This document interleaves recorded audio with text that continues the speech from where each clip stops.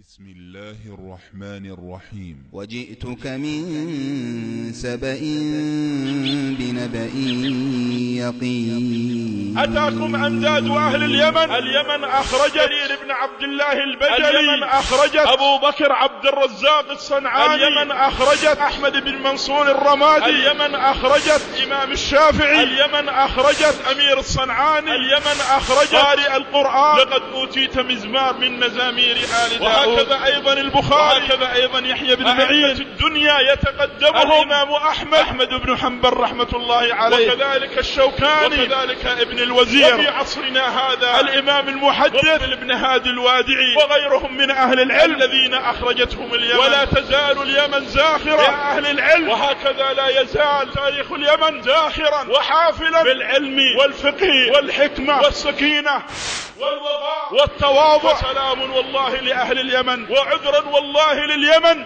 من أولئك الذين شوهوا تاريخها. أهل اليمن عباد الله هم الذين نصروا الدين، بل قال نبينا إني لأجد نفس الرحمن من قبل اليمن. أتاكم أمداد أهل اليمن. إن أهل اليمن دائما يسيرونهم العلماء ويقودونهم العلماء الكبار الراسخين في العلم دائما وأبدا. أهل اليمن لا يعرفون بالعجلة، ولا يقودهم الجهلة أبدا، سواء في دينه أو في حياته أو في حروبه أو في جهاده، لا يقودهم الجهلة أبدا. ومن ظن أن الجهل سيقودون الأمة على مر العصور هم نكتة سوداء في تاريخ اليمن، بل وفي تاريخ الأمة بأسرها. إني لأذوذ بعصاي الناس حتى يشرب أهل اليمن من الحوض. أهل اليمن هم أول من يشرب حوض رسول الله عليه الصلاة والسلام. يا أهل اليمن، ما الذي يحصل الآن في بلادكم؟